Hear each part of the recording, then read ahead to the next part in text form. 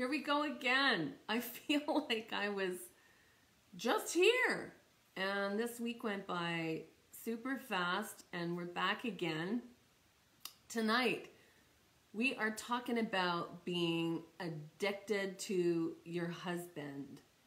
And I know when I put this topic out there tonight, I'm sure a lot of you, hey Jeff, thank you for coming in. Boy, you are addicted to this program. Thanks. That's what we want. Yeah, I put it out there that I was addicted to my husband. And I'm sure a lot of you were thinking, is that an addiction at all? And I'm curious to know what that's about, as well as, yeah, is it an addiction? And I'm telling you that, yes, it is a serious addiction for a woman in her marriage to be addicted to her husband. And I most certainly was. I wasn't aware of it for an extremely long time. I just knew that certain behaviors that I had were just not right. And I'll give you a really great example of something. I used to work in one of the hospitals here in Calgary, and I worked a lot of weekends. That was my job. And I worked in the operating room, and I found myself in that particular environment where maybe I wasn't busy actually having to do my job, but I would have time to just be able to think. And in that time, it was me constantly trying to figure out what was going on with my husband, why he's not the way I want him to be, why he doesn't do the things that... Hi, Lynn. Good to have you on here, Lynn. Wonderful. And yeah, you knew me from working back at the Peter Lougheed Hospital in Calgary. Yeah, and I would be working in the operating room on my weekends. And like I said, in between times where I would have to actually be doing my job, I would have time to myself and time away from the busyness of family and husband and so many other things. And in this time, I was obsessed and trying to figure out so many things about him and why he does things a certain way, and why he's not doing things a certain way, why he's acting a certain way. Just everything about him I was just obsessed about, and it would drive me insane. And this would be my time where I could actually like take some notes and have a logbook trying to figure out him. I was just obsessed with trying to figure out this particular person that's in my life. How did I get like this? And I'm just going to say that, you know what, I don't want to blame anything, and I want to put it out there that there can be many, many reasons why this can happen. And I just want to say it can be lots of reasons. It can be anything to do with illness, with mental health, with other addictions. The list goes on and on, where what's happening within the person themselves, the other person, the spouse, is that you are trying to understand someone else, and you're not on the same wavelength in any way, shape, or form. And that's all I'm going to say about that in this talk tonight. Where I'm going with this is that when you start recognizing in yourself that the entire focus in your marriage is on this other person, I'm telling you, it can really have an incredible effect on you. Your thinking becomes distorted, and your reasoning as well becomes distorted. Your decision making isn't up to par, and you become extremely anxious with yourself and with other people. And the biggest one in all of this is that you start to really isolate yourself. And when I look back on this now, what I can see in a couple of these things is that I wanted to get away from everybody else when I was at work. I was happy to go to that OR and I would be away from everything else, and I could just slip into this compulsion of trying to figure out someone else's stuff. And what I'm saying is that in actual fact is that none of it was really my business or my place. And how I became unaddicted to all of this is that I had to focus on myself. And this is my personal experience with addiction. So I did something that most people won't do, out of the ordinary, but I did start to focus on who I was and my big dream in my life, which I've mentioned before. It plays into everything that I talk about. So I finally decided to do Ironman. Okay, so now we're talking about someone who's addicted, thinking about their husband and all of his stuff. And now I don't have time for any of that anymore because I was doing 18 workouts a week, working on weekends, 3 kids, get them out of the house in the morning for school, be picking them up at noon, doing all my workouts in the morning before they woke up, then doing them again when I got them to school. And this was my schedule for an entire year. So it got me off of someone else and onto myself. And that is the start in all of this stuff with addiction, especially if your addiction is with other people. So I focused on me, and like I said, I didn't have time for anyone else. But what I was doing is fulfilling something beautiful for me and starting to really love who I am, what I want, and going after a dream that I always had. And I did that. But then that was over and everything hit me again. And now what was I going to do? And I can say at that point, I had to stop and do nothing, because when you keep going after someone else, Highland at bedtime in Nova Scotia, no shit. We're way back here. It's only 7 o'clock.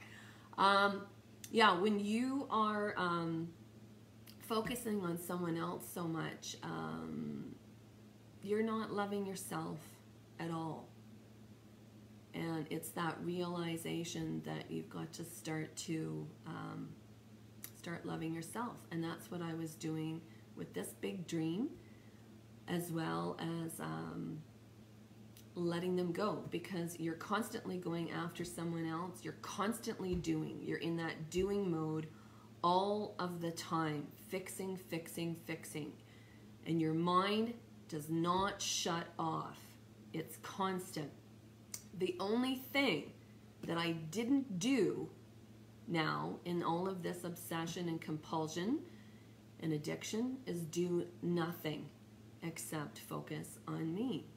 So I had to leave. I had to get out of this marriage, and I had to move on, because nothing else was going to solve any of this. So how did I do that? In many different ways. And one of them I've brought up before, but it was the only thing that I knew what to do at that time. And I was brought up, I said before in some of my talks, I was brought up, Catholic in my religion. And that's the first thing I did, was I hung on to that. I really got back into my faith and believing in something more than myself, something stronger, more powerful, No, not some man with a white beard in the sky like we're raised, but definitely I felt this strong power for myself, and I hung on to it. Yeah, I did a lot of my praying, a lot of the prayers that I grew up with. I certainly did that. I was going to church all the time. My kids thought that I was obsessed and addicted to church. I was. But you know what? That developed into a lot more than just that. Deeper spirituality through nature, through doing the things that I love to do. And through that, my focus wasn't on someone else anymore. It started to become a beautiful, loving relationship with myself. And that is where this talk is going tonight. So if you're not understanding, I get it. But if you are someone out there where some of this stuff is just striking a chord for you, where you know that you are in these repetitive patterns with yourself, and it's about someone else's stuff, it's time to get out of it. And that's what I did. So, like I said, I grabbed onto faith, I grabbed onto nature, I grabbed onto sport, and I started to become more and more involved in the things that brought me joy, that got me back to loving myself instead of putting the focus on someone else for my love and my affection and attention. I had to put it back all onto myself. And that was through, like I said, a very deep connection, very deep spiritual. Hi, Christine. Oh, love to see you here tonight. That is the primary thing. I have never let go of my own spirituality, where it's a deeper connection, a deeper love for what I'm about and what I'm here for. So that is number one. And what I find too is that number two, what I have found is that who I am is a higher power as well. I mean, I can tap into doing anything that I want and going after everything that I love when I connect to who I am, what I love, what I want to do. And that's where I would focus this for yourself as well. Those two things will get you really far.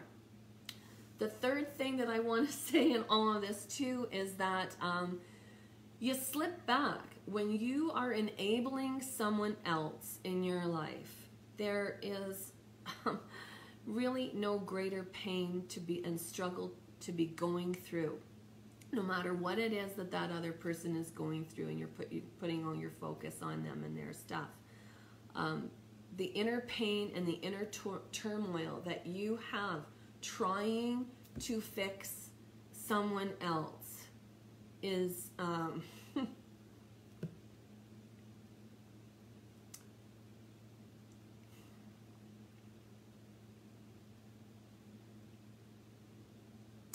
it's beyond comprehension. So, like I said, getting the focus back on yourself. And where one of the biggest examples that I can have in all of this, and even after many years of being separated and divorced, I can give you a wonderful example. As when my father was passing, I was trying to figure out how to take care of the kids for my ex-husband and his wife and their trip. And I thought, my dad's got to either die now so that I can fly back to Ontario and be at his funeral, or he's got to die after their trip. And I was trying to figure this all out. Again, I stepped into that obsession about figuring out someone else's stuff, which happened to be my ex-husband. And I remember getting the call that my dad was dying. And I thought, what am I going to do? I guess I can't go.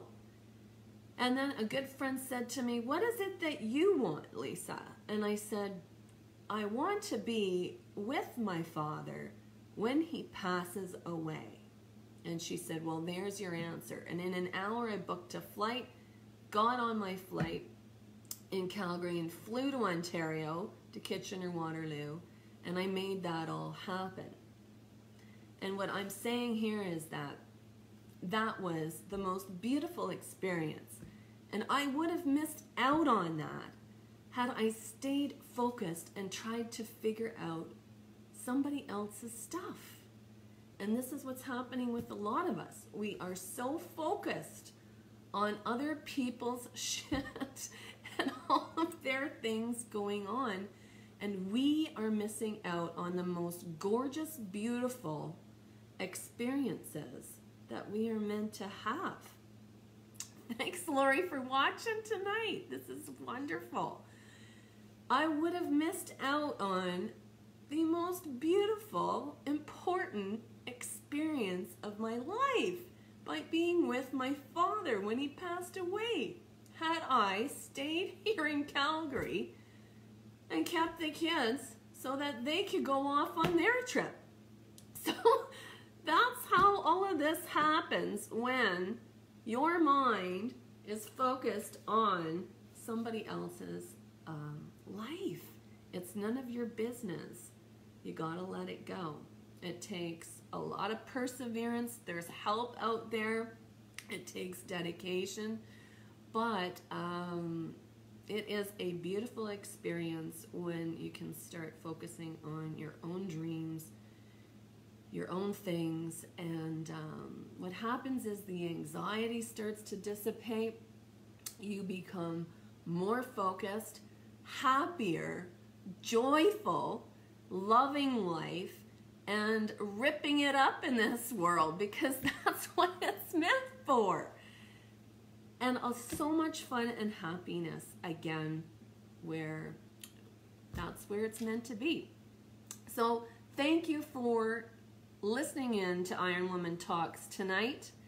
And next week, I believe, is my last one in this particular series. And I will tell you why in my marriage I just didn't give a shit about our finances anymore. So listen in next week. You can listen to this again on my website, IamAnIronWoman.com.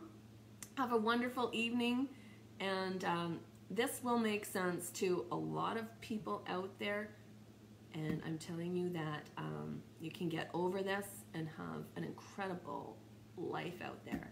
Okay, thanks guys for listening in. See you again next week.